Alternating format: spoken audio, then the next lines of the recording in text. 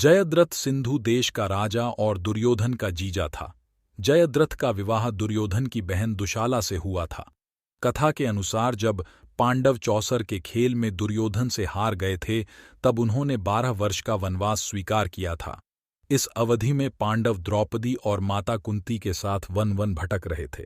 एक दिन जयद्रथ की नज़र द्रौपदी पर पड़ी और उसने द्रौपदी का हरण कर लिया, जिसके बाद पांडवों ने उसे रोककर उसे युद्ध में पराजित किया और उसके वध करने को सज्ज हो गए। तब अर्जुन ने भीम को याद दिलाया कि जयद्रथ दुशाला का पति है और बहन के पति का वध नहीं किया जा सकता है। तब भीम ने गुस्से में जयद्रथ का मुंडन कर उसके सिर पर 5 चोटी छोड़ दी। बस इस घटना के बाद से जयद्रथ पांडवों का दुश्मन हो गया और क्रोध की अग्नि में बार बार उनसे प्रतिशोध लेने की योजना बनाने लगा, जिसका मौका उसे महाभारत युद्ध के दौरान मिला। जब महाभारत युद्ध के दौरान अर्जुन पुत्र अभिमन्यु ने आचार्य द्रोण के बनाए हुए चक्रव्यूह में प्रवेश किया, तब पांडव भी उसके पीछे पीछे प्रवेश करने के लिए दौड़े। ऐसा इसलिए क्योंकि अभिमन्यु को चक्रव्यूह में प्रवेश करना तो आता था, लेकिन उसे भेदना नहीं।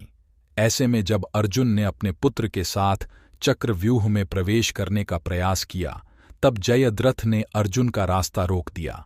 अर्जुन को युद्ध के बहाने से जयद्रथ किसी अलग स्थान पर ले गया, और जब तक अर्जुन जयद्रथ को परास्त कर युद्ध भूमि में पुनः लौटते, तब तक अभिमन्यु का कौरवों के हाथों वध हो चुका था।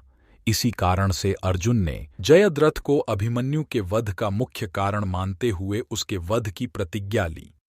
प्रतिज्ञा के अनुसार या तो सूर्य ढलने से पहले अर्जुन उसका वध कर देंगे, या फिर वो अग्नि में प्रवेश कर आत्मदाह करेंगे। जयद्रथ को यह वरदान प्राप्त था कि जो भी कोई उसको मारेगा और उसका शीश धन से अलग करेगा, उसकी भी मृत्यु हो जाएगी। जैसे ही जयद्रथ का शीश जमीन पर गिरेगा, उसका सिर काटने वाले के सिर में भी विस्फोट हो जाएगा। इस वरदान को ध्यान में रखते हुए श्री कृष्ण ने अर्जुन को जयद्रथ का शीश काटकर उसके पिता की गोद में फेंकने को कहा। अर्जुन ने भी ऐसा ही किया। इस तरह जयद्रथ का वध भी हो गया और अर्जुन की प्रतिज्ञा भी पूर्ण हुई।